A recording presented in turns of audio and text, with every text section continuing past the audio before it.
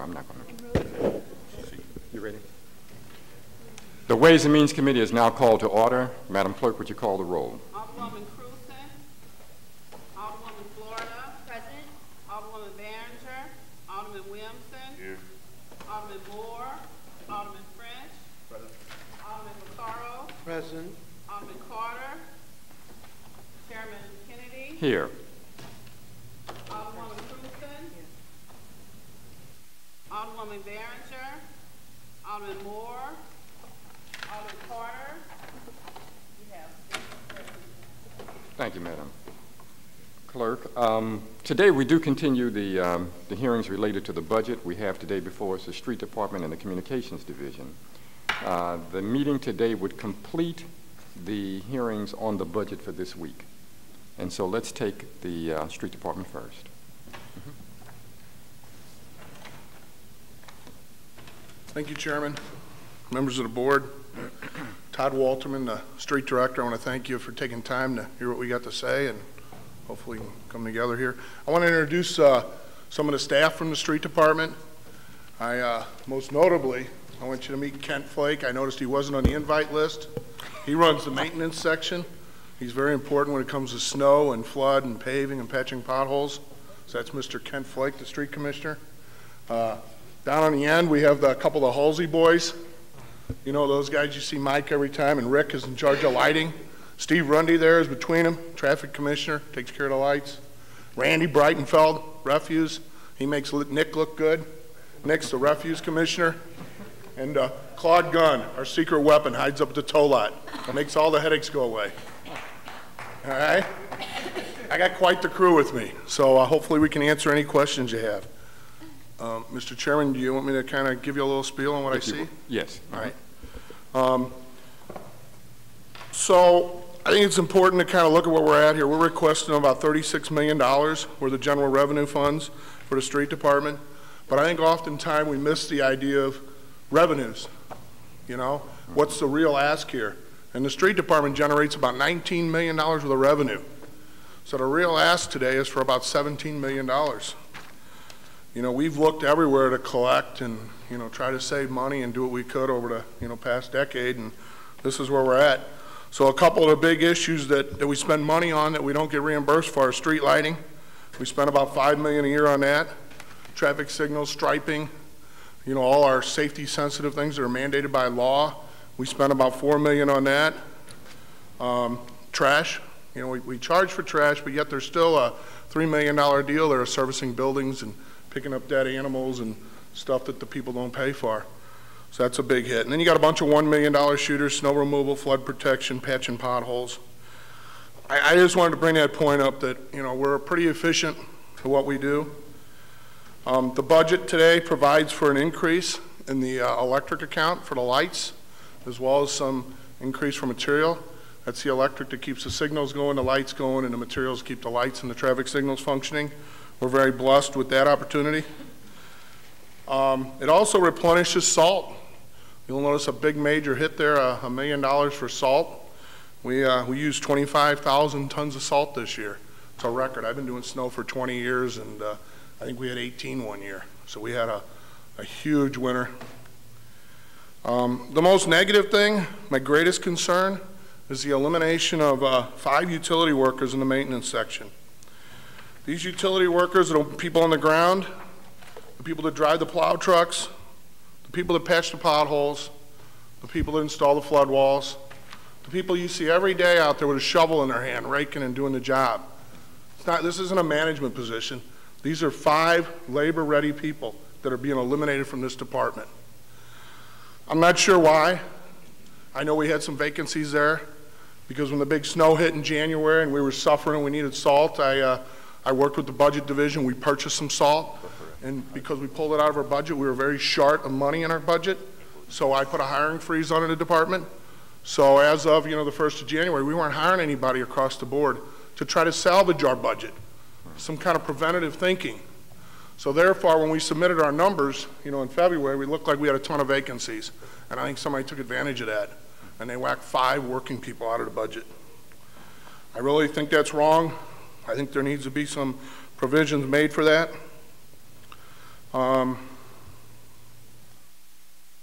You know, this street department touches a lot of people. I would argue that the street department touches the citizens more than the entire rest of city services, including police and fire. When you consider how many times these people go up and down the alley in your front yard, this is a very important department. Pulling those 5 people off the street is wrong. You know, they do everything in the right of way. I went over to snow removal, keeping the streets safe, sidewalk replacement, sewer lateral. They're out there, they're doing it. And I think they do a fine job. These 5 positions I keep talking about to restore them is a $145,000 cost. $145,000, and we're eliminating 5 positions. I'd like you to see what you could do with that. That's about all my comments. Okay. Ready for questions? We can take questions from members of the committee. Alderwoman Cruzen.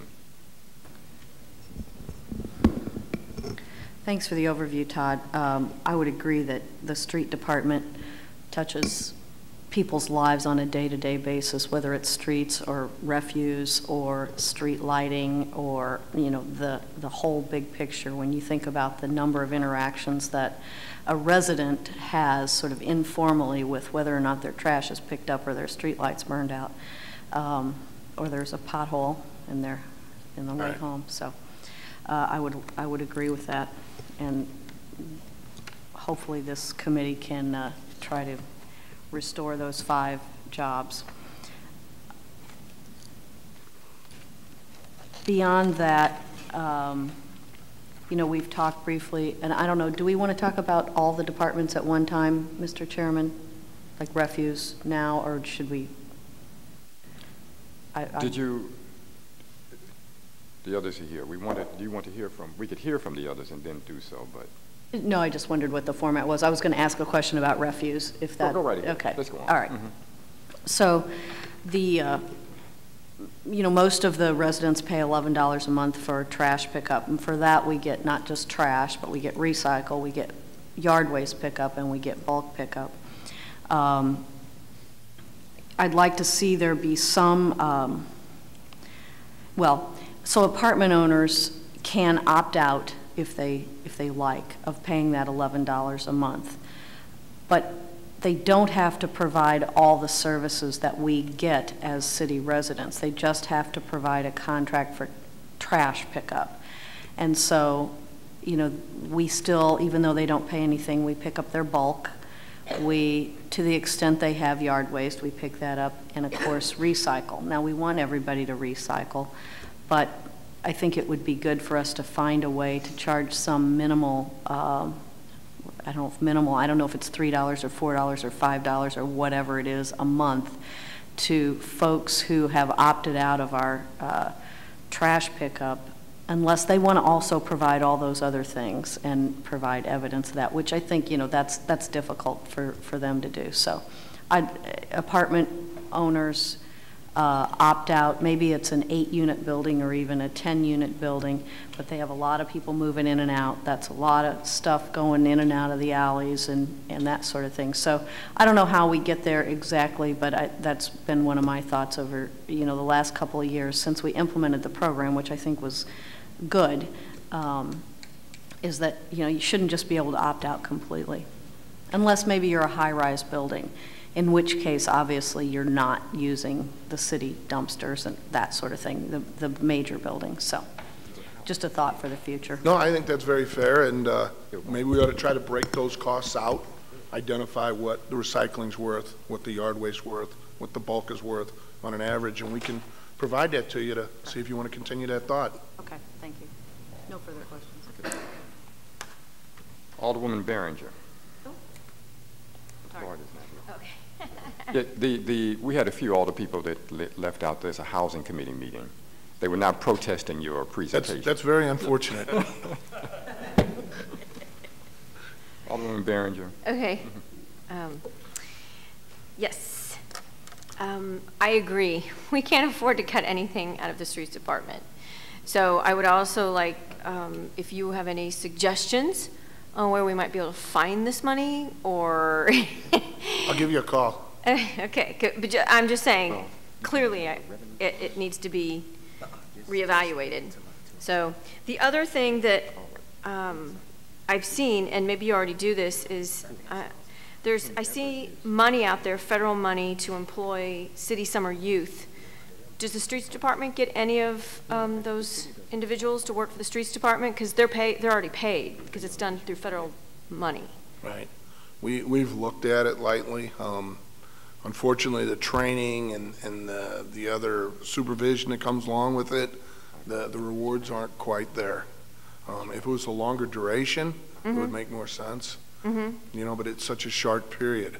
We do hire like interns, a few of them that we try to fit in to, you know, help us out with some evaluations, such as the street program and that.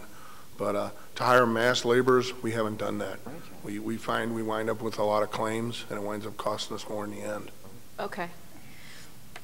Which comes to my next question that has to do with, we've got the 50/50 sidewalk program, we have the sewer lateral line program. Do we recoup all of our costs? And if we don't, how much are we not recouping?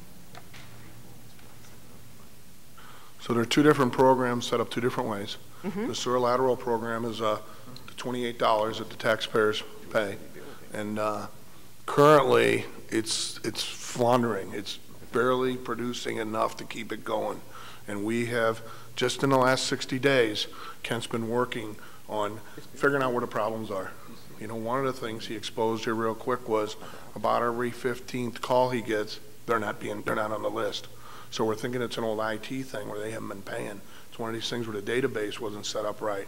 So they're evaluating that now. That's one of the tasks, is to evaluate the sewer lateral to make sure that it's operating sufficiently and that we're collecting everything we can collect before we look at maybe an increase. So we revisit it. But so far, everything out of there is covered by that program. But I'm going to tell you, it's at the max. Okay. And that's why we started looking at it about 2 months ago. And we're going to have something to report to my boss here probably in the next 60 days. And what about the 50/50 sidewalk? So the 50/50 sidewalk program is, the labor to manage it is funded out of the St. Louis Works Fund, which is a utility tax. And then naturally your capital money goes toward paying for it. So there's zero to no hit on the general revenue for 50/50, right, Kent? Yeah, none. There's no hit on the general revenue for this sidewalk program. I just want to make sure we were able to collect. Oh, no, We're no, no. collecting Okay. from the residents. Oh, no. The collection's not too good, Kent. Oh, you're actually really good. It's about 85%. Okay, 85% of the people are paying. And the biggest is we put liens on their property at the end. So you may not collect in your lifetime, but eventually the city will collect. Okay. The ones that don't pay get liens on their property. Now, but what happens when that house goes to sale on the sheriff's steps? Then we don't get anything. do Right, we? I think they go away, is my understanding. Usually they're sold for taxes, Right. and that's part of that tax bill. Just put in with that. Oh, okay. So we would still collect even if it went up for tax sale. All right, and then, I know we had a tough winter, but don't we also do, is it beet juice? Isn't that what you spray? We did beet juice maybe a half a dozen years ago, and we had problems with it. It was real thick and it clogged up, and it was a bear to keep it during the summer. Since then, they've improved it, and we're looking at going at that next year. We use salt brine, and we add calcium, you know, to our salt. MoDOT's had some luck with beet juice lately. I think we actually got into it too early when it was more expensive. It's also the price has fallen significantly. Okay. So there is a benefit to using it, but it's a matter of replumbing a lot of tanks, not a huge infrastructure dollar thing, but a lot of work, plastic pipe and stuff. Okay. So yeah, we are revisiting that, and we're looking at it. And it's a definite possibility that could be included next year. But I don't see that as a huge expense. In our budget, there's expense for chemicals. So rather than buying calcium, we might buy beet juice. Okay. So I don't have that, a change in the budget or anything. And then one last question, and I apologize, I don't know the answer myself. And that is, I didn't hear you talk about equipment and purchasing of equipment. And the only reason I say that is because I saw lots of city trucks broke down and being worked on during leaf pickup season. So I didn't know what was going on with our trucks. You've been around long enough, equipment is a big item here. And we typically don't budget it out of our general revenue. It comes from the capital. Just recently, the comptroller just did an $8 million purchase, which helped. It got our lighting guys rolling again. I think they just got five new trucks, because you're right, it was very critical. They were falling on their face with their 24 operation. They were driving the trucks around the clock, and they die real quick then. So we had that little burst of equipment. Our refuse fleet's very rough. We're all kind of hinging on this geobond thing to kind of pull our pants up and get back to normal. I think that geobond thing has about 24 trash trucks in it, to give you an idea. You know, and they're $250,000 a piece. So that's a $6 million deficit in equipment that we need something done with, and that's across the board. Right. And I get lots of complaints about our trucks leaking oil in the alleys. Yeah, and the LEAF program, Kent's been trying to use these machines that were bought in the late 80s or 90s, those mulch masters that produce all the dust, and he's now looking at a new device. You know, that device was built by a farmer, and I don't think you could legally build it anymore, you know, with all the new laws and safety. So Kent's looking at a new device, and I think he's going to have one on the ground this fall, right? Something new to try, because that's right, there's 5 of those, and we can barely keep 3 of them running at a good day. So he's on it. There's nothing out there that looks like magic that'll make it all go away, so he's trying something. Okay. We never quit trying something, but we go in slow because we spend the money like it's our own. I know we give away the free firewood and free mulch to city residents. Can we sell it to the county? I am not in charge of the mulch and the wood. That would be Gary Bess. Right, I know, but I was like, that's a thought. All right, thank you. I appreciate it. I appreciate everybody over here, and I noticed you didn't get the memo. It was Pink Day. I actually put the memo out and forgot when I was in the closet. Oh, I know. Alderman Carter put the memo out. That's right. Thank you. Thank you. Alderman Williamson. Thank you. Well, you know, it's pretty rough. And I just want to get a clear understanding, Todd, because I think you guys do a great job. Street Department, anytime that I've called on you, you've been very responsive in taking care of the constituents in the 26th Ward. And I know the problem is just not enough money. So just could you clarify, you say you operate off a $19 million budget and you need 36 to really, you know, operate efficiently. Is that what you're kind of saying? Or No, not at all. Clarify that. So this budget request is for $36 million. Okay. And I just wanted to make a point of the revenue that the street department creates. So we actually bill out about $19 million worth of services through refuse, through towing, through permits. We actually give Paul Payne back $19 million a year. So in the end, we're only burning through about $17 million a year for this entire show you see here, which I think is pretty damn impressive. Right. And if you shop it around other cities, you know, they can't hold a candle to us. Right. I agree. I agree. And I know some of the trucks need some work, just like all the women in 16th was saying. But I've noticed some of the new rollout dumpster trucks. Those are pretty new, I guess, some of those. And they do a pretty good job, because a lot of times we don't even hear them coming down the street. They're so quiet. You know, they're a lot, you know, less noisy than the old trucks that used to pick up those rollout dumpsters. You talking about the alley dumpsters or the roll carts that we use rollout? for sweep? The rollout for the trash? Yeah, right. Oh, yeah. So, I mean, they go down the streets, and a lot of times you don't even hear them. They're so quiet. So I guess those are new trucks, right? They're newer, yes. That's we really got hit hard when we rolled the recycling program out, because we wanted to put more carts and we didn't have enough equipment, so we emphasized on those. Right. You know, actually them being quiet is wrong, because then the citizens don't hear us coming. Yeah. And then we get complaints that we weren't there. Right. I had a guy one time who wanted to make our sweepers real quiet, and I says, no, take the muffler off. Okay. We want the people sitting in their living room to know we showed up that day. Sorry. Right. Well, they're pretty good, pretty quiet.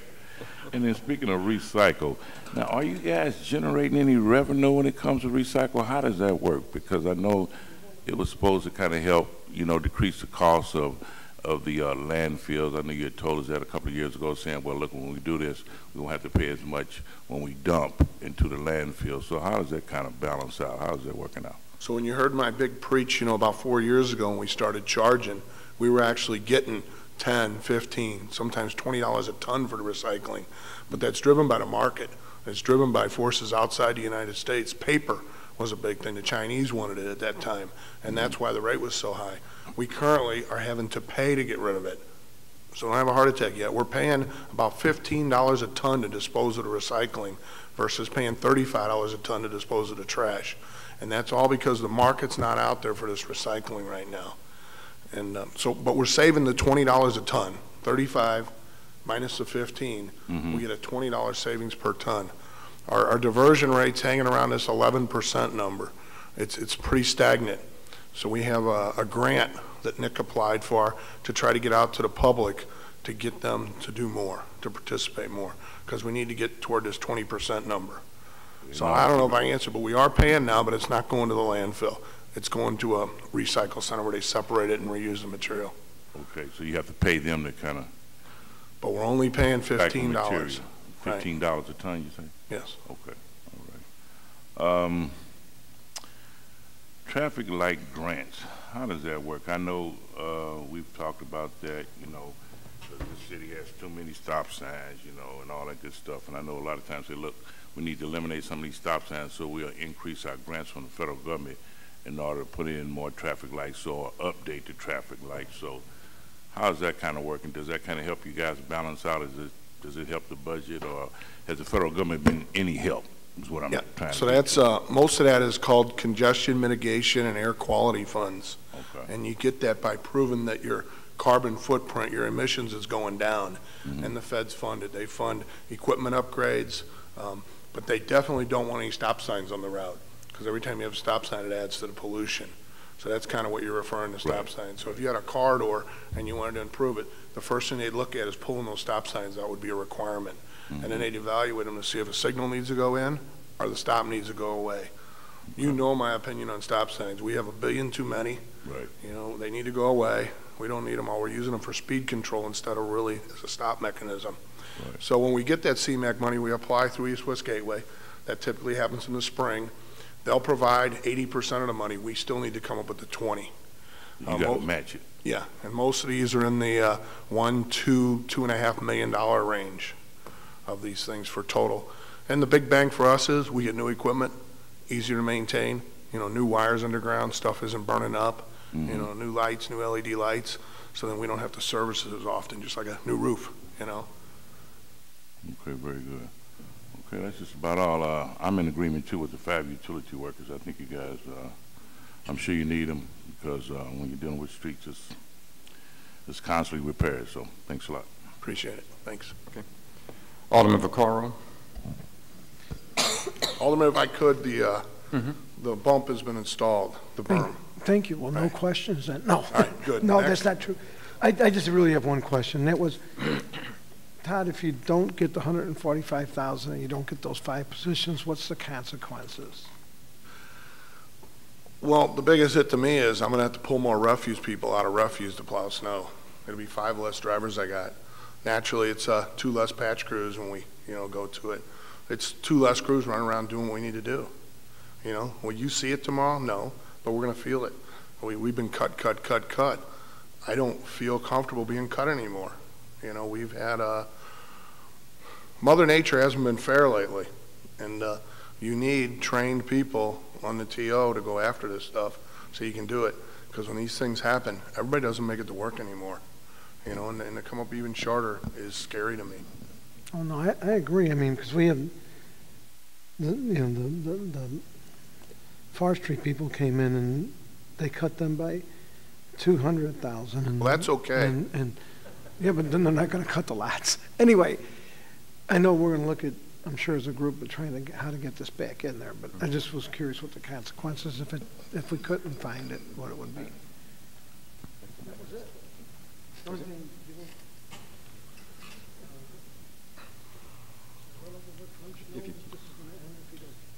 Well, we still have Carter, so. He doesn't have any questions. You don't have any questions? Oh, no, okay. He doesn't get French. Well, I'm not going to check. Okay. I'll go check. Alderman. You don't Alderman have to, Carter. Joe. Yes.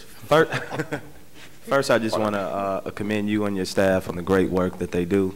And if I could, I would try to get all of you guys raises, but I can't. Whoa. Oh, that's a first. I like that part. Take care of them. So my question is about, I guess, fiber optic running through the city. Who pays to maintain those optics? And I mean that fiber. Who pays to splice it? Do we have a special account for the splicing setup where we are going to pay for it? No. I hope you say yeah. No. No? So most of the fiber was installed under the CMAC projects over the last 20 years. That's how it got in the ground. Okay. But a lot of it is the fiber's laid, but it's not spliced. It's not terminated to where it has a smart end on it. You know, and to terminate it, the guy's got to go in there with like a microscope and cut them and put a special end and plug them into the machine. Right. We have a truck and a machine to do that with. So we do it. We work with water. Water actually has a span of fiber around the city that they control their water valves with, check their pressures on their lines. So we have a guy that goes out and splices it. The limitation is there's so many ends that need to be spliced. And what this kind of rolls into is a citywide camera program. Okay. How are we going to get all this fiber hot, and how are we going to use it, and how are we going to increase this communication? And it even gets into tying communication amongst city buildings and firehouses. So we have this spaghetti of fiber out there, and we've been working with the new guy over at the IT guy. I can't think of his name, but we got a list, and we're looking at what infrastructure it'll take. What? No, but Yeah, O'Delly. Yeah, O'Delly. There you go. Yeah, I don't think I met him yet. So anyway, we're working with him. We have a plan, but it's not pretty yet on how to utilize this fiber and tie it in and save some communication dollars over there. You know, they spend hundreds of thousands of dollars to private entities to hook the fiber together. So we're working on a plan on how to do that. We don't have anything to present yet, but it will take some upfront dollars to get that done so we can save future dollars. Is it possible if I can get a map or something showing where the fiber is in my ward, maybe I can tie into it on some stuff? What do you want to do? Here, the biggest thing Mainly is cameras and Wi-Fi. So what we have is we have a couple of draft ordinances that haven't left the shop yet. Okay. That we're going to talk about the use of fiber and the use of these cameras, because it's very important. You know, we got all these people watching us on how we use this information and what we do with it. So I would expect that to come to you. I don't know if it's going to come this session or not, but there's going to be something coming to you, how to use it and how we fund these things and how we keep it going. Because while this fiber's in the ground, the key part is to be able to go dig it up and repair it instantly. Because Right. people are going to become so dependent on it. Right now, we're just dependent on our traffic signals. And we have some loops around. So when they hit one, we can go fix it in a week and everybody's happy. But once we start these other uses with it, they're not going to wait a week. They're not going to wait a day. Right. It's going to be a matter of hours to hook it back up. So a majority of our traffic lights run off of the fiber. A majority. Yeah. Steve, what do we got, 70%? Yeah, we probably got 625 signals, and probably there's over 400 that are connected on the fiber. Is that the only thing that's... Meter runs like Kings Highway, Grand, Okay. National Bridge, some of these smaller, you know, where there's a signal in the middle of nowhere, that's not good. Right. And we can get you a map. Okay. Is that the only thing that we are using fiber for, the traffic lights? And the water. Oh, okay. And we have communication lines for the police now. We have some fiber in the ground that ties a couple of these city buildings together downtown, 1520, City Hall, the old cop shop, the new cop shop. Those are all tied in with our fiber. And they're communication lines. In terms of, and I'm not sure if I should even be asking you guys this, but with the trash task force, how close do you guys work with them? Randy works with them probably just about daily. We get requests from you and different people, and then we give them to Ron Hasty, and Ron Hasty is the manager of that. He works for the police. Ron is good. Ron is great. And the street department has a guy that moves those portable cameras around in the alleys for them. Okay. So that's our part. We get a list from the cops. They tell us where to move them. Take this one down. This one's broke. Take it down, get it fixed. We do that for them. They look at the data. They use that for their investigations. Okay. And there's about 100 of them. Okay, yeah, I was just about to ask that next. Yeah, there's a little over 100, 110 or something like that. All right. Hey, I hope. That is it. Thank you. Okay. Alderman Williamson had a follow-up question. One question. Your trucks, Todd, do you guys use like that petroleum gas, or you just pretty much using fuel? Because I know it's like the airport, a lot of their trucks are ran by, you know, that kind of that. Natural gas. Yeah, okay, right. So are you still kind of using the fuel gas? Yeah, we're using the regular diesel. ESD provides that to us. We tried some natural gas ones in the past. Once again, I think we were too early, and they didn't have it perfected. You know, Parks had a trash truck that ran on it. I don't know, did you guys ever get a lighting truck that ran on it or something? No. But there was about a half a dozen vehicles put in the city for us, and they all went by the wayside because the tank was so little and they couldn't go very far. Right. However, you know, we're looking at refuse and we're looking at the possible relocation of refuse. You know, Procter & Gamble wants our North Refuse site up on Grandin Hall. They're going to expand. So in the process of moving, we're going to set that new building up to handle natural gas. Industry-wide in the trash, everybody's going to natural gas, and we're looking at it. We're trying to make it work. We've been there. It hasn't been an efficient thing yet, but we're going to design the building with, you know, open air roof so you can charge them overnight. We're going to have it set up so we can do it in the future, because it looks like, if you read the papers, and that natural gas is going to be the fuel of the future. So we will be designing a new one to handle that. In the garage, we'll have the proper fixtures so it doesn't go boom. So all that's being thought of. And I know light vehicles like pickup trucks and small vehicles like that can probably handle natural gas. But when it comes to your tonnage truck, I guess it's 2 1/4 tons, those large trucks that really have to carry a heavy load, can they operate off natural gas, or you still need diesel to have the strength to do the hauling? There hasn't been a big push for that because they're used more to go to war, you know, for the heavier items. Right. They've been used in trash trucks that have a cycle that sit at night so they can slow charge the gas in them. By slow charging the natural gas, you get much more capacity, much more distance out of them. So it's more your cycle. Like maybe you could go to street sweepers could have it.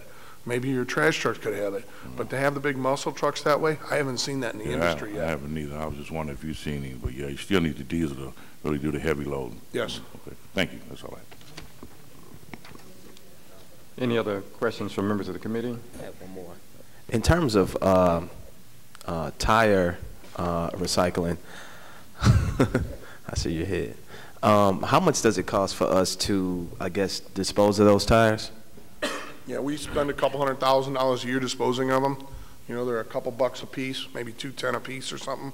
And I know $2.10 each tire? Yeah. Man. Oh yeah. There's no place for them to go.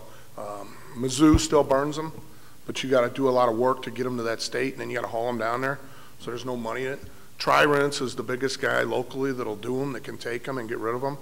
I know Jeffrey Boyd, Alderman Boyd, is working on an ordinance, and I'm not sure where it's at, but it was going to put some controls in. So there's Kansas City, I believe, has a law that enforces them, that goes after the guy that's producing them. We have a lot of these little mom and pop tire shops that are doing our dumping. And, yeah, I have two, and I think I told Nick about them. With two of them, like one has over 10,000 tires, like used ones stocked at his place that are that he's trying to dispose of, and it's like they're going to wind up in somebody's backyard. Yeah, right. and I'm getting killed just in terms of dumping. So I just wanted to know if there was something that we could do. I know that we have a task force on the state level, but they don't do much, and it's like I'm getting killed. Just, I mean, and I know that it's these guys. So you're right. MDNR doesn't offer much. When you get a big pile, they'll come clean them up on private property, but they don't do any enforcement locally. Yeah. And that's what Alderman Boyd's ordinance was going to set up. Yeah, but they only clean up once, too. They won't come back twice. Right, they won't go to a site twice. Yeah. But, so the only thing I can offer you immediately is Ron Hasty. He loves busting the big bad guys, you know, he's gung-ho. And then more long-term is to look at what Alderman Boyd's working on. Yeah, thank you. Okay. Any other questions? Alderwoman Behringer. I just want to piggyback on that. I thought we used shredded tires for playgrounds. You can, but there's only so many playgrounds, and there's a lot more tires. Pardon? No. I just didn't know if we were using some of them and recycling them so we could use them. We don't want to touch them. We don't want to grind them. The process of processing the tires is huge. I think his questions are done. It's very, very expensive equipment. I had a big pile. We rented a machine for a month. I don't know what the heck was it, $50,000 a month? $25,000 a month, and it only ground them from a tire to a chunk. It didn't even take out the steel. There's another machine you need to get it down to usable size and to try to pull the metal out. Okay. So Nick and I get a visit every month and a half from some creative, smart people that are looking at different ways to handle this trash. Some of them are looking at taking tires and cutting them up with water blasting them and pulling the steel out. So we talk to them all, nobody comes back. Okay, that's all. Thank you. Alderman Schmidt. Yes. First of all, I want to thank you because, as you said, the street department touches our lives every day, and I have pretty good luck with the street department, so I'm happy about that. Appreciate that. I saw one city where a guy was creatively putting plants and stuff in potholes, and we don't have any of that, and you don't hear about that. So that's a real positive. Those things are getting taken care of all the time. On the fiber, I'm just kind of planting a seed here because I was basically told, and I'm hoping that this happens, that the Intelligence Division with the Police Department, BPS, the Street Department, and the Parks Department are trying to coordinate some things so that fiber can be dragged to some of these areas like parks and things where we're looking at putting in cameras, and we're all trying to get on the same platform and such. So we've had preliminary meetings. We've talked amongst our departments, and we want to make sure we have a plan that we can proceed so we don't get the hiccups. If we promise you a camera in 6 months, we want to be able to deliver, and we want to know what we're doing. And a lot of this is new ground to us.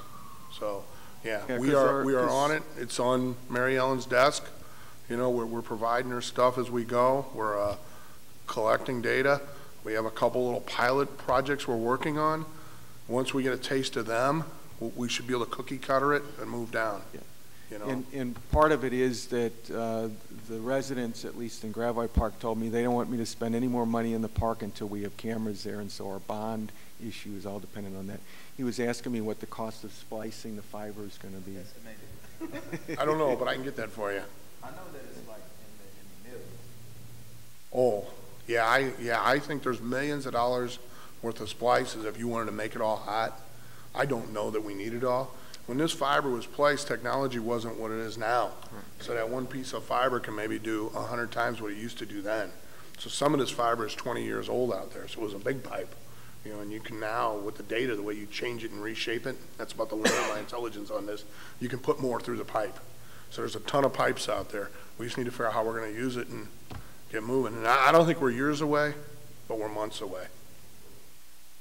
In talking about coordination, I've never really understood why there couldn't be some way that the police department and or treasurer's office couldn't be coordinated with the street department, because your guys who are in those trucks when they're doing the street cleaning, I mean, that's got to be really rough and tearing on that equipment when they've got to go in and out and all over the place, and we really don't, at least in my area, sometimes I do and sometimes I don't, the tickets aren't happening. So it would just seem to me, and maybe it's just because I'm not doing it, it would seem to me, some years ago I gave the police department a map, and I haven't done that for a while, but it would seem to me as simple as just providing a map to say, would you please issue... I got something better than that. Great.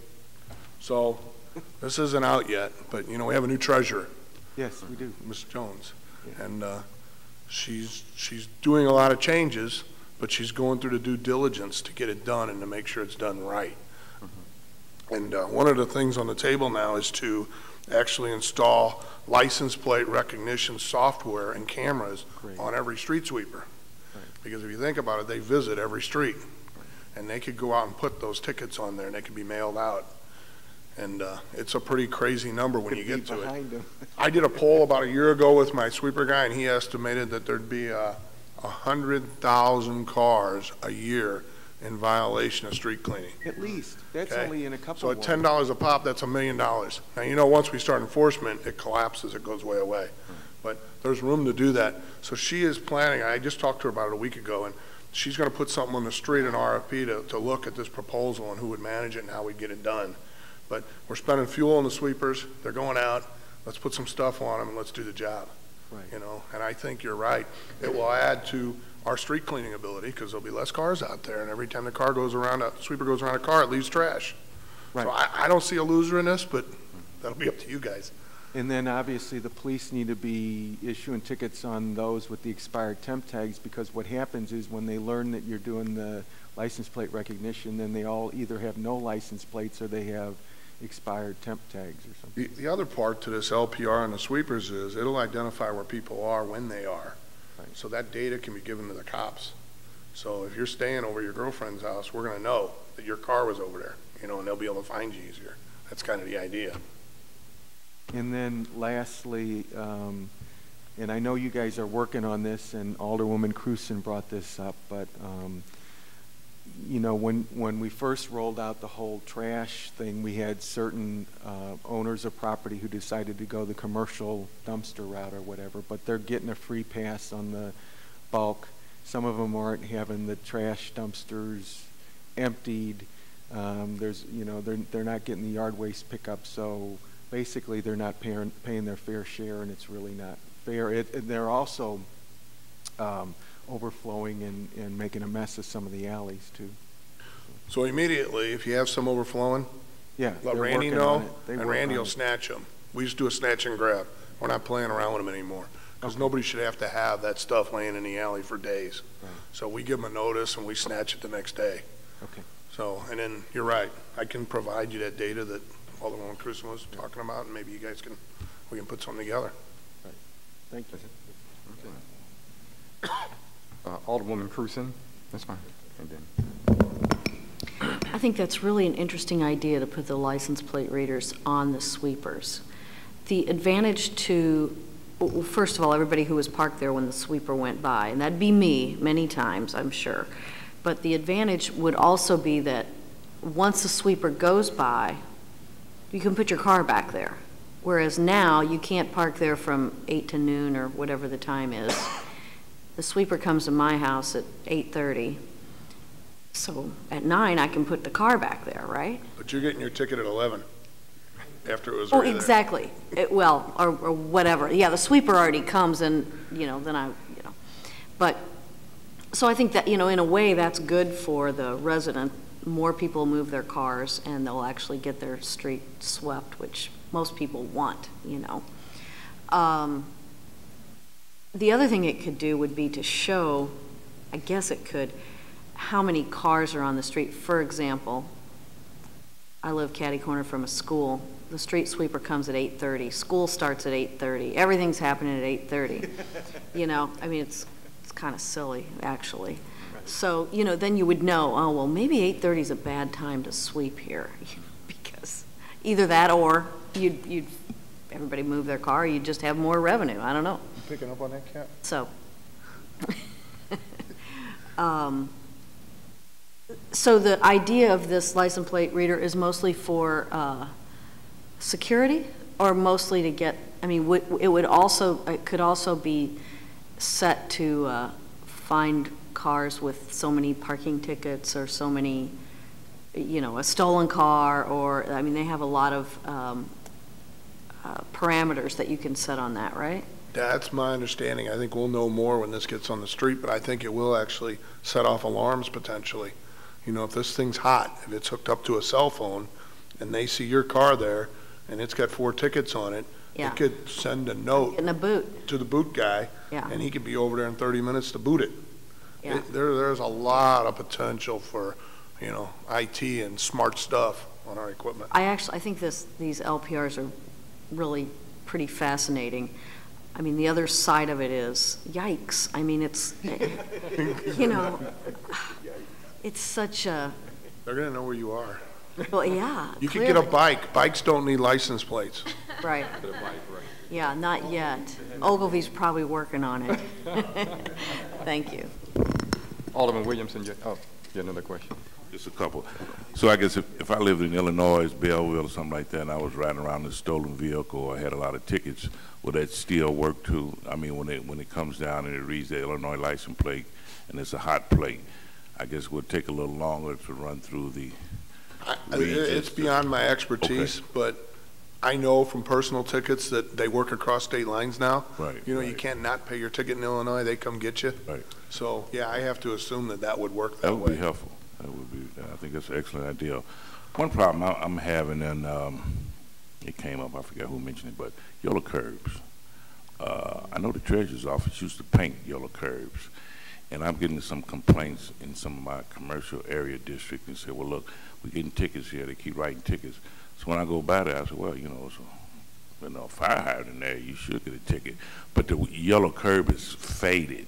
And I called the treasurer's office. They said, well, they're waiting on you guys to paint the curbs.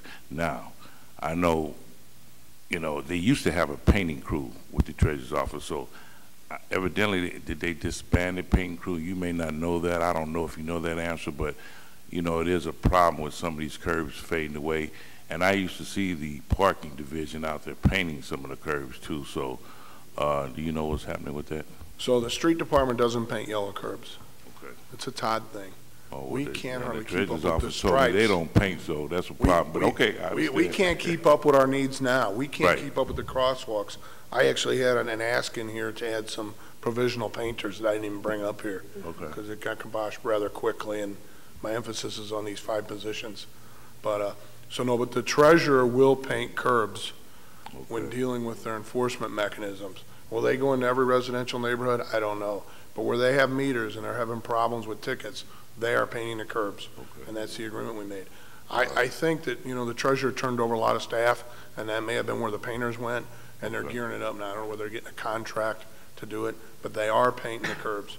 I know they were down on Gravelways. They had a bunch of problems down there with the, that neighborhood in Bevo down there, and they went and painted a bunch of curbs, and all the problems went away. Okay. So it is a treasurer. I think if you need to talk to a treasurer, you go up a notch and talk to Carl or Jared Boyd, and I think you'll get a decent response. Okay. All right. Thank you. Oh, you have another question? Okay.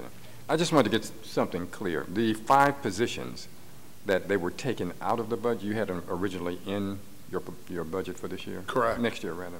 Yes. And they were taken out? Yeah, and that's in the 514 section, the maintenance section. It's the street maintenance section, 514. It's 5 utility workers, and that's basically a labor. That's the people doing the work. Okay. And so you're needing this 145?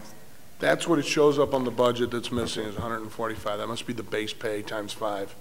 Okay. Okay. All right, I just wanted to get that clear. And do you know what happened? They just... I can only, guess, because when we do this budget process, these numbers come out in late January, February, and they look at how many are occupied, and we had a bunch of vacancies at that time because it's winter, and we don't hire a bunch of people, and we kind of let things droop down, and we fire them up in the spring, Unfortunately, we've had to use some of our salary cost savings to pay for other things in our budget to keep the thing going. Okay. So that's kind of been the general gist. And we did it even harder once we had to purchase that salt. That first week, it was 6th, 7th of January, I had to find $250,000 to buy extra salt because I was in a panic mode that we wouldn't have enough. And so we scrounged money out of personnel, and that's when I told these guys, you can't hire anybody anymore. Get by with what you got for a couple months, because a couple months of that can easily generate $100,000, $150,000. Our overtime budget was blown through the roof with this snow. I don't even know where it ended up at, but I mean, it was 2.5 times. Yeah. Yeah, we had to move a bunch of money down there for that. So this was one hell of a year for the street department with the snow. And I think in the end, our budget may balance out. Nick had an extra $150,000 in his salary account that's going to be looking good to help cover up our deficiencies in the end at the other division. Okay. So we did what we could. Okay, well, I believe that. Are there any other questions from members of the committee? If not, we thank you. Thank you. That completes us. Thank you very much. Thank you.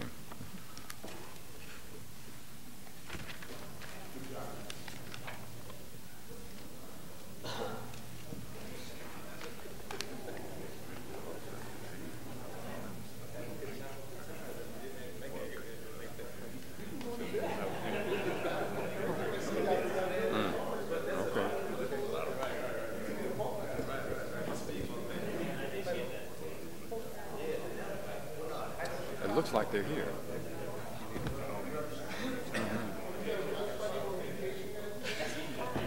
We can check with her and see if they're up. Yes, everybody that you need.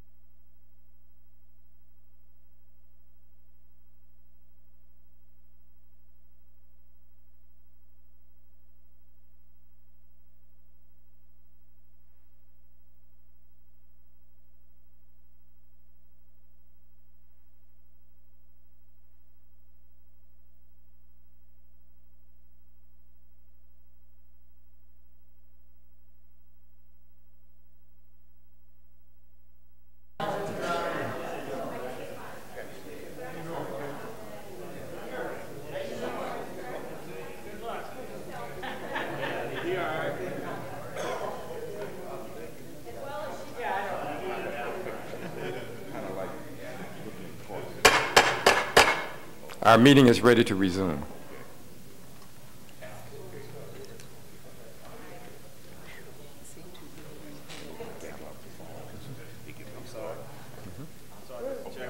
We have the Communications Division next, and they are here and ready to go.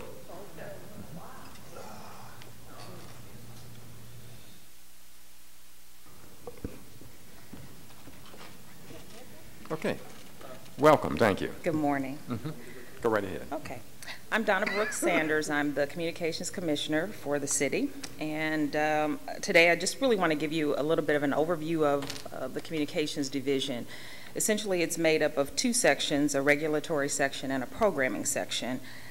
City Revised Code 2364, Communications Transmission System, established the Communications Division as the agency responsible for the management and oversight of the city right-of-way for telecommunications purposes. And we do that essentially on behalf of the Board of Public Service. Specifically, those duties are carried out by two inspectors and the commissioner. As commissioner, I'm responsible for negotiating any new license agreements and monitor the compliance, the code for compliance with the various licensed companies. Inspectors, obviously, they're doing reviewing of the permits, construction sites, and post-construction for compliance. And we work in concert with the Streets Department, the Water Division, City Councilor's Office, again, on behalf of the Board of Public Service to carry out these duties. We currently have 23 license holders and 2 non-licensed ordinance builders. These companies generated $1.5 million in right-of-way fee collection for the city in 2014. The division is responsible for billing and collecting right-of-way fees. The fees are adjusted annually based on the national CPI, and I do expect that those fees will increase about 1.5% based on the year ending 2013 CPI for this year when we do billing for July 1st. We process on average about 150 to 175 permits per year, and these do include permits primarily from AT&T and Charter. They're the biggest users of the city right away at this time. The regulatory section also handles low wire complaints from the refuse division, which average over 300 a year. Those are low wires of the cable, or it could be AT&T or Ameren. Any wires that may be hanging low, so we handle those. We also install cable in city buildings as needed and address cable concerns from departments as it relates to Charter or AT&T. Ordinance 65431 establishes the Communications Division as the franchise agency for cable services offered in the city of St. Louis. Currently, we do not have any companies who are operating under this ordinance. However, the 2 companies that are providing cable services in the city right now, which are AT&T and Charter, are operating under what's known as a video service authorization under the state. And while we no longer have any direct authority over their actions in the city, we do work cooperatively with each of those companies if there are issues related to problems that customers may have in their areas. And so we do have a really good working relationship to work to be able to get those matters resolved as needed. The regulatory section collects quarterly franchise fees payments that are owed from AT&T and Charter. The franchise fee payments for this fiscal year exceeded $3 million, and I'm projecting that they will exceed about $3.1 million in the next fiscal year. Just a little bit about the programming section. The programming section is responsible for the 2 local government channels. We operate the public channel known as STL TV 24 hours a day, 7 days a week, broadcasting on both Charter and AT&T UVerse. We also operate a YouTube channel that averages over 30,000 views each month, and the channel is also accessible live via our website. Essentially, we offer niche programming. Our lineup includes highlights of our legislative activities with the City of St. Louis, as well as services that are offered by our departments and various agencies associated with the city. We work with all elected officials and departments, divisions, and agencies. Our programming is designed for a diverse audience with interest in local government, housing, health, education, neighborhood, seniors, our youth, arts and entertainment, economic development, and business enterprises. We expect to produce over 350 newly produced programs this fiscal year and expect to do about the same in the next fiscal year. The program section is comprised of 7 full-time employees. We have a per performance pool of about 30 individuals that are both our talent that's in front of the camera as well as the technical. We work with all of the area colleges and universities and local high schools to offer internship programs on the direction of our program manager. In addition to producing programs specifically for the channel, we offer media and marketing services to city departments. We've produced various marketing and promotional campaigns for the police and fire department, CREA, SLATE, the health department, and CVC, among others. We've also produced training videos for the personnel department, the fire department, and the water division. Despite reductions in our budget with increased responsibilities, we, like many others, continue to maintain our objectives to maximize the availability of relevant information to our community and strengthen the capacity of individuals to engage with information as readily made available in as many outlets as we possibly can. I believe we serve a vital link in the information exchange between government and the citizens we serve. Thank you. Questions from members of the committee? Alderwoman Crusoe. Thank you. Appreciate it. And all of your offices are in Forest Park? Yes. Okay. Now that you're all digital, all on the cable channels, right? Yes. What channel are you on? I mean, I hate to say it, but it's not Channel 10, and I can't even find it about half the time. Yeah, it's not. If you go, the dial, if you go backwards as opposed to going forwards, we're at channel 992 on Charter. We're on channel 99 on AT&T Uverse. Okay. 992 on Charter. Okay. Do you, what are your viewership numbers? I mean, how many people are watching channel 992 or 99? We do not have a means to be able to determine that. We are not a part of any Nielsen's ratings. Nielsen is essentially a company that deals with commercial level. We don't do any commercial programming because we're a non-commercial channel. So there's no real way for us to measure specifically. Charter doesn't provide us with that information, and neither does AT&T, specific to people who watch our channel. One of the ways that we're able to at least gauge and have some data relative to interest in the programs that we produce is our YouTube channel. And our YouTube channel, we are able to get analytics on that, and we're averaging a little over 30,000 views on our YouTube channel a month. Hits, yeah.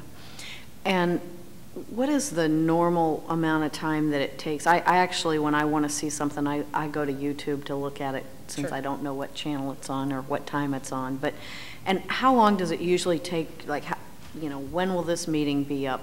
This meeting is actually streaming live because we also have the capability of doing that. So anyone who wanted to see this particular meeting, it's streaming live via the internet, and then it will turn around within the next day or so and actually be available for individuals to watch it on the cable channels. So it'd be a couple of days Yes. before you could go back to it? Sometimes. I mean, it depends on the length and when things complete. So generally, I think yesterday's meetings are up and running from yesterday. Today, we may be in a position to be able to have this meeting actually scheduled to run this evening and then throughout the week. So, because, you know, as more people go away maybe from channel 992 to look at things on the internet, then it's more important that it be up there more quickly, because when something happens, you want to. And like I said, right now this is live, so this is available You know, to 10 anyone who wants o'clock to on a listen. Wednesday morning is not when a lot of people can sit Absolutely. around and watch Absolutely. watch this. Absolutely. So, And we do, I think through what we are providing in that we're able to turn it around and make it available on YouTube. It allows you to be able to watch it at your convenience. right. I think it would be, you know, I know when you buy cable ads on Charter, they tell you what the viewership is, you know, because they're trying to get you to buy the ads. So it seems like they would have the capability of giving you that information. I don't think that they track us. I mean, it's certainly something we've asked in the past, but because we are not a commercially driven channel, Right. no one is tracking numbers specifically to us. Now, Imagine that it's something electronic that has to be turned on or off. I mean, it's not a person. So maybe that would be something good for you if you could get the information from them on viewership.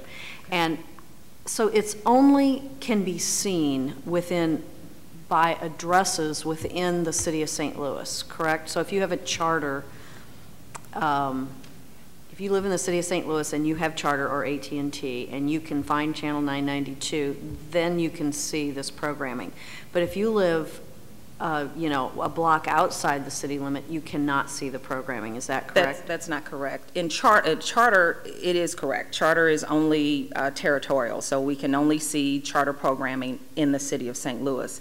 The AT&T U-verse, however, serves the entire geographical area so that people in Illinois, as well as those who live in the county, do have access to our programming because it's not locked into just a St. Louis city footprint. Okay. I have Charter, so I guess was my thought on it.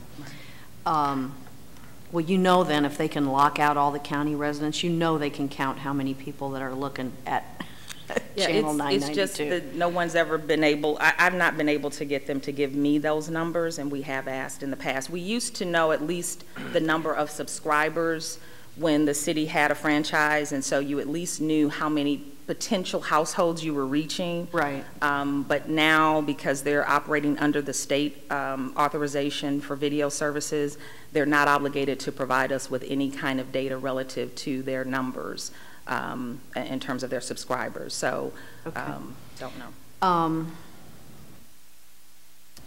With regard to the fiber, I know that you guys issue the permit for new companies to come in and put in fiber.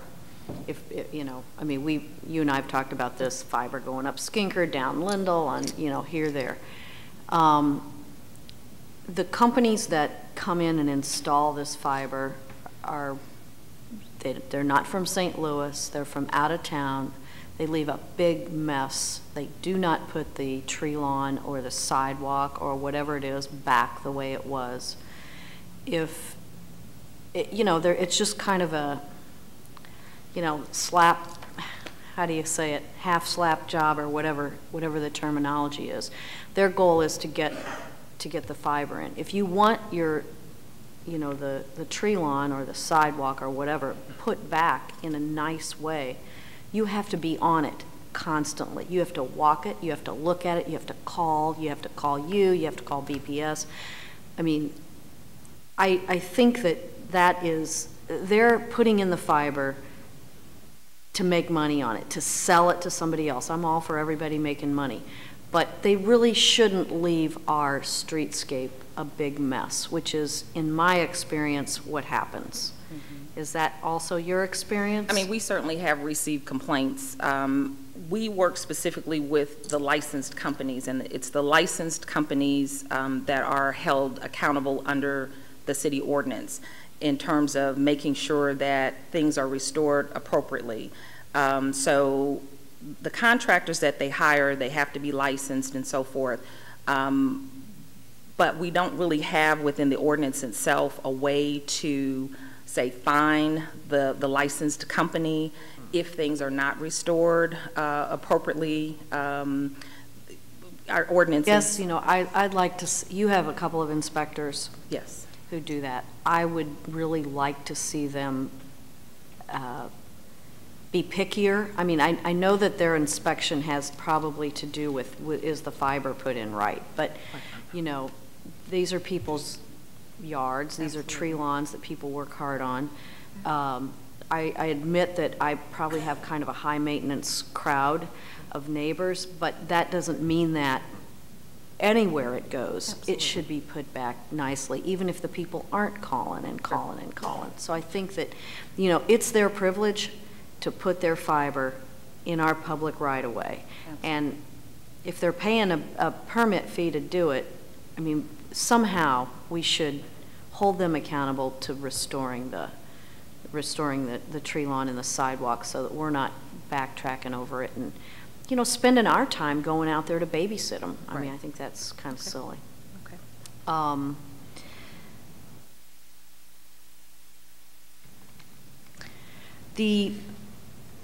I know that the cable company isn't under our jurisdiction somehow anymore, but you know it's a constant problem for how low the cable wires are on the telephone poles or whatever we call those now. Right. Why don't we require them to, I mean, the trash truck is constantly taking out the line. If you can walk down any alley in the city and you'll see just cable wires just hanging there. They're not even attached to anything anymore. They're just hanging there. I mean, why can't we require them to raise them up or do a better job instead of? Well, there's a minimum standard. I think it's 15 feet 6 inches is what the minimum is that they're supposed to be. Many of them are at that height. What has happened more recently is that our streets department purchased trucks that have a higher lift. And in the last few years, we've seen a dramatic increase in the number of cable wires that are being hit because the lift exceeds that 15.6 feet. So in some cases, what we've attempted to do is to see if trash cans if there's an opportunity for a trash unit to be on the other side of the street as opposed to the one directly above where the wires are. But that's part of the problem, is that the lifts exceed the minimum technical standard that's required of the height that they have to be. And so it is a constant problem that we're constantly having to go out and address them. We're getting probably 10 to 15 calls a week from refuse alone, just saying, you know, we hit a wire and a wire is down. Some of it is chronic. You know, we're trying to see if there's opportunities if they can go higher, but the standard is essentially that Ameren's at the top, and whether or not the telephone and Ameren, if there's some wires that are going across those, and then Charter, or the cable, is the lower of the three that are potentially on that pole. So they generally are at the minimum required standard. We're looking at how, you know, I believe they're at the minimum standard at the pole, but the wire goes like this. And there is some of that, and, absolutely. You know, so where the low point of the wire, I think, often is not at that standard. But who sets the standard? I mean, should we really have to reroute our trash trucks and move, you know, at least in my neighborhood, alleys are stuffed full of dumpsters. They got trash, they got recycled. We want all this. They've got yard waste.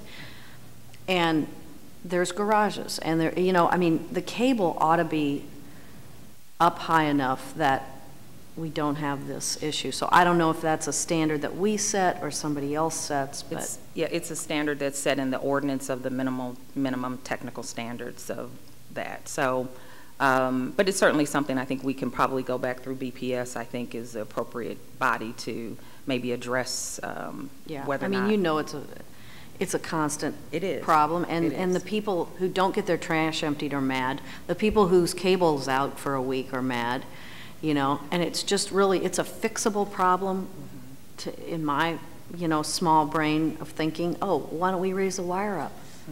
You know, oh, because we're not required to. That's really not the responsive answer. So, last question is, so people who put dishes on, you know, I call them all dishes, but I don't know if it's dish TV or not, but then who don't have them, don't have dish TV anymore. These dishes are everywhere. Nobody has to take them down, right? I actually don't have any dealings with the dish service. Okay. So I don't know anything that we have that addresses that. No further questions. Thanks. Alderwoman Florida? No questions. Alderwoman Behringer? Oh, I just had a quick question. When it's streaming live, or when it's streaming, Yes. can't we get how many hits we're getting when it's streaming? When I it's always thought we streaming, could count that. You can, Okay. and I don't know, but I think it's limited to a certain number. We don't have a huge bandwidth that we're operating under, so we can get some data on how many hits are happening during the time that it's streaming, but I think it's limited because Okay. Andre could probably answer this. I only ask that because the other places I'm involved in, whenever we want to sell ads on our website, we have to justify it through the hits. Mm-hmm. So I didn't know if we knew how many hits we get when the streaming, to see how many people are actually going on to watch. So that's all. I was just curious if we knew.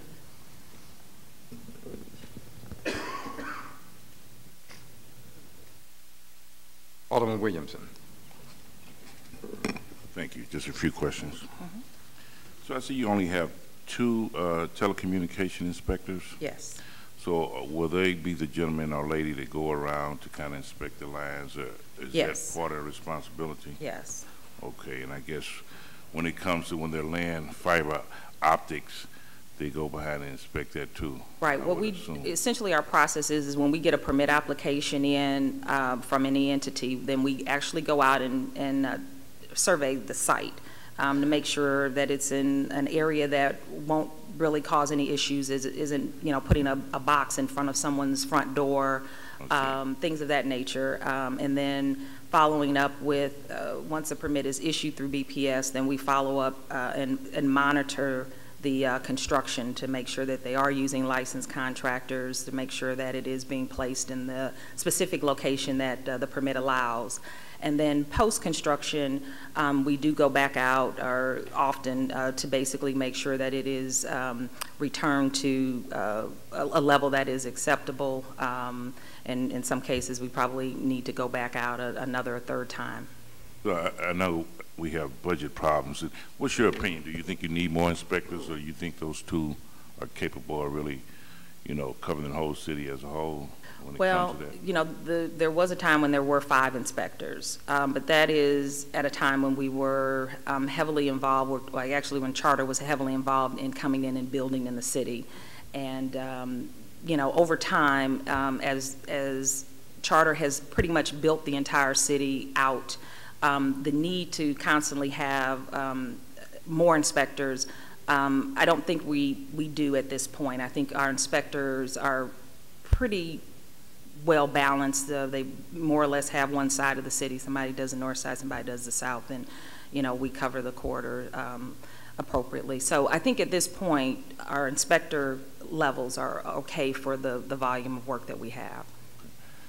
I just want to commend you guys. You do an excellent job when it comes to the streamlining of YouTube. I think that's very important in this, a lot of people that really want to know what's going on when it comes to, meetings like this, Ways and Means, and other city,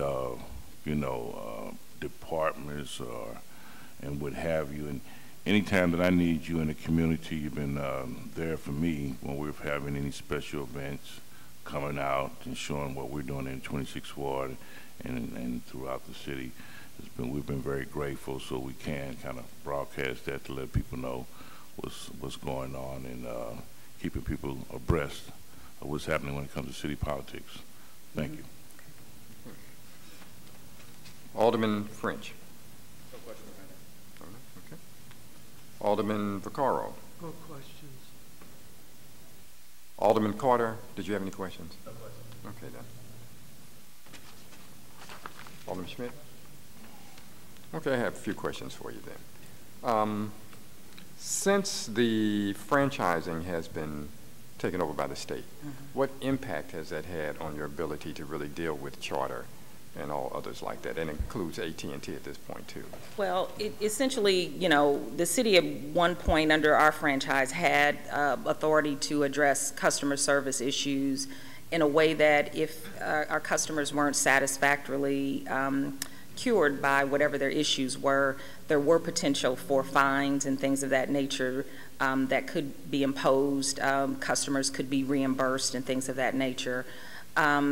So, you know, we no longer have that authority, and it is frustrating to customers when they do have problems with the cable companies not to be able to get things resolved in a way that in most cases they're satisfied with.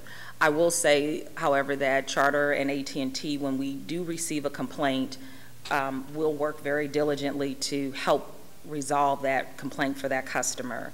And in many cases, those complaints that come directly to us, most cases the customer is satisfied with the results. So it does in a lot of ways kind of make things happen in a way that if it's just you making a phone call to Charter or AT&T, you may not be able to get the resolution that you want, but when you make the phone call and we begin to mediate on your behalf, it does help get some resolution.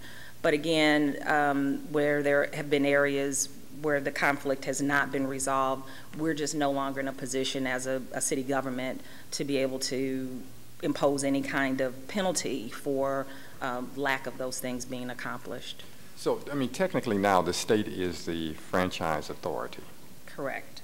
Yes, the state in 2007 implemented a video service agreement. AT&T immediately chose to go that route. Although we still have our ordinances on the books, AT&T went that route. Charter waited a few years, so they continued under the franchise agreement until I believe it was 2010.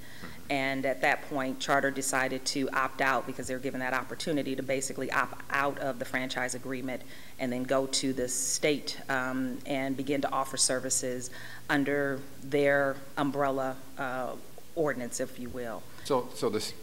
So companies have an option. They can either do the local franchise or a state franchise. So they're not mandated to do a state They are franchise. not. No, they can choose to come in and negotiate with the municipality if they choose, or they can go to the state. And if you were currently in a franchise with a municipality, you had the option to either let that run the course of whatever that agreement was, or at any point in time the cable company wanted to opt out, they had that option. So what is the advantage then to going to the state franchise? And then there's a state fee for the franchise? No. There's none. There is no state fee. The state doesn't charge anything. They do allow municipalities to continue to collect the franchise fee. So the fee, the franchise fee, still comes to the municipalities at 5%. So there wasn't an impact in terms of the economics. The monies are all coming to the state, to the city. But, you know, my opinion on it is just that companies found it a little bit easier to actually begin offering services into the state and not having to go in and negotiate with each and every municipality. I think there's like 500 or some cities throughout the state, which would have meant that a new company would have had to go in, individually negotiate with each and every city across the state in order to begin to offer a cable service. So no money would be lost or has been lost with the state franchise? No, in fact, now that we have two carriers, we now see an increase in revenue, but there was no loss. The losses on certain things like our customer service standards, we're no longer able to, impose those. They have some very basic customer service requirements, but none that were as stringent, if you will, in terms of the way the city wrote ours to protect our customers and to make our customers whole. Let me ask you this. Okay, when the cable, first, say there's a new company coming, and they go to the state to get the franchise. Does the city have any leverage to negotiate with them to provide, for example, a public access channel or anything that the benefits that the city has received so far when it had the local franchise? They do not. They do not. In fact, under the terms of the current state franchise, public access was afforded to municipalities until December of 2011. And at the end of December 2011, they were no longer obligated to fund public access. However, a municipality could request public access be made available, figuring out its own way to cover the cost associated with that. So that's how that kind of works at this point. We really don't have any say at all with respect to that. And there's no FCC guideline or requirement for public access, or? Well, the FCC doesn't make it a requirement. It says that if a municipality requests a public access, or PEG, let's say the public educational government channel, that a cable company would be required to provide it.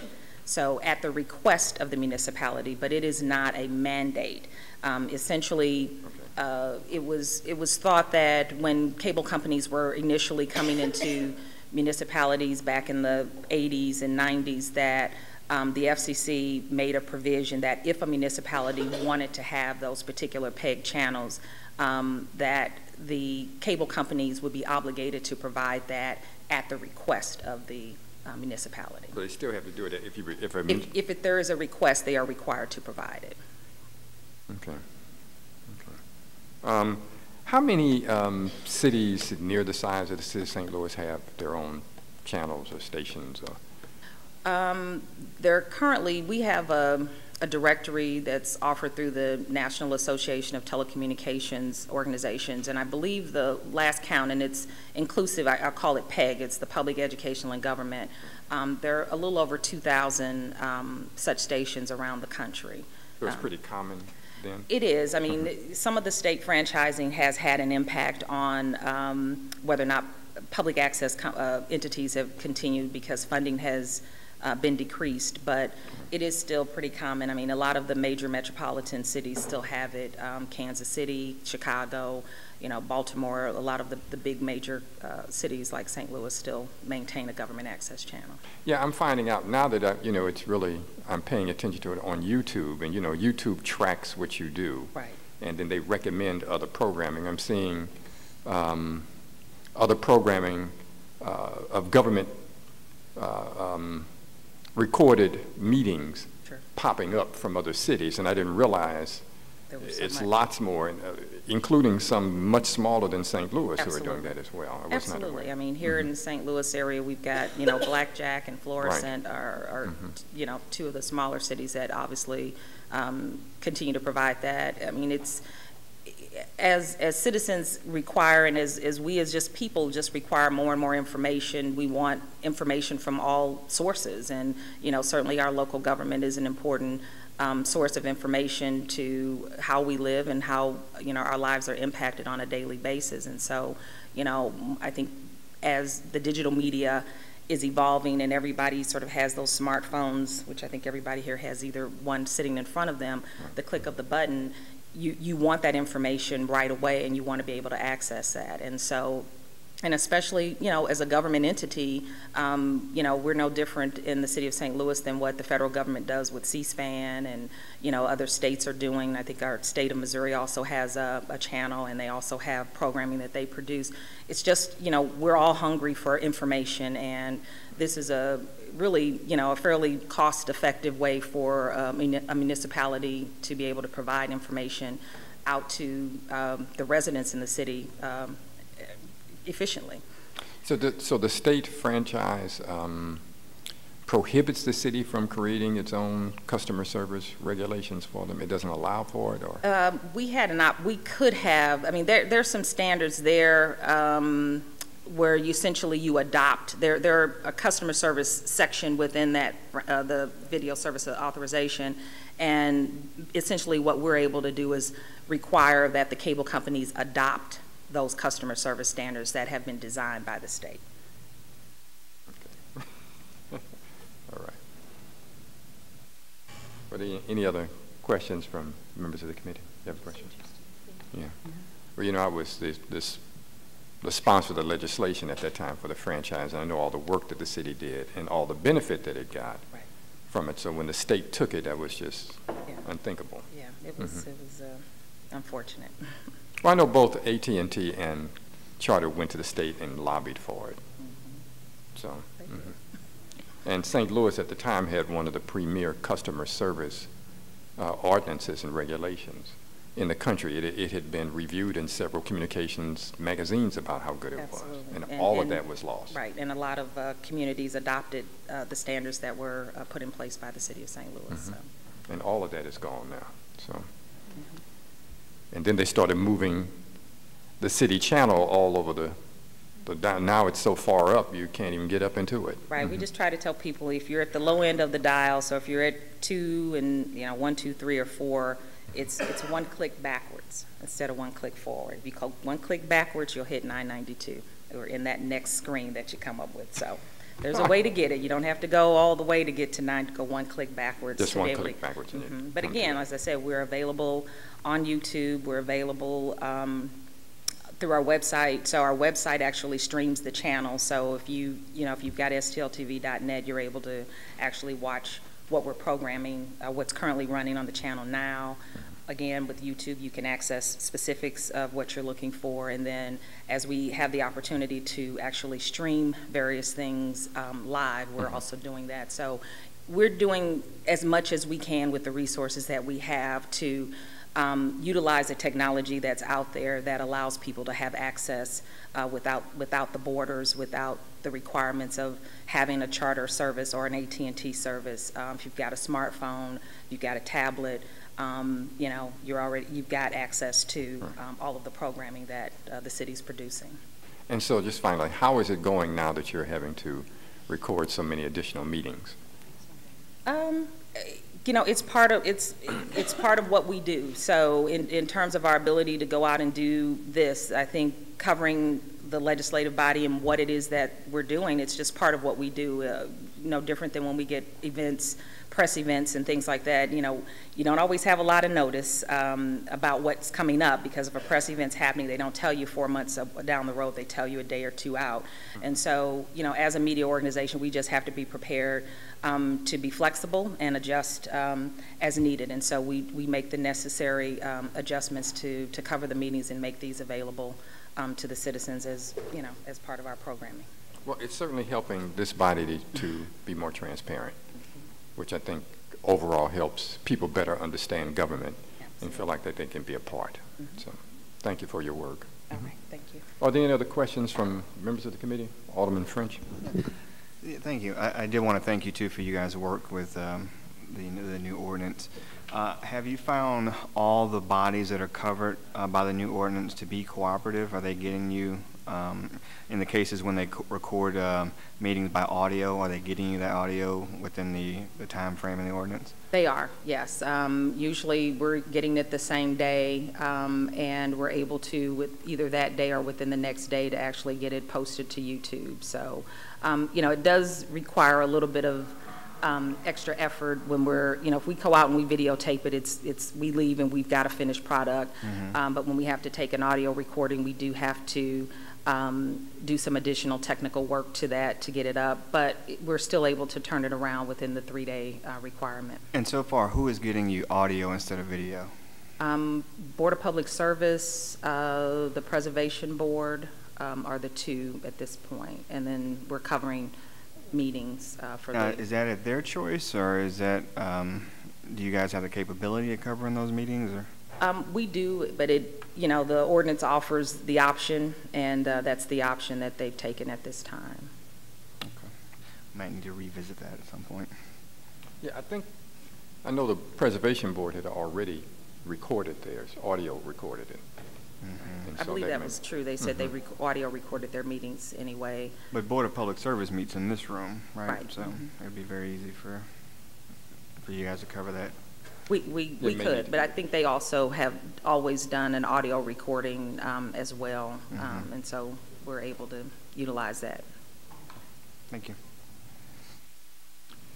Any other questions from members of the committee? Any questions from any other people? No question? I believe that completes us. Okay. Thank you very much. You. Thank you. That completes our agenda for today. Our next meeting would be next Tuesday at 6 p.m. at the Shafley Branch Library.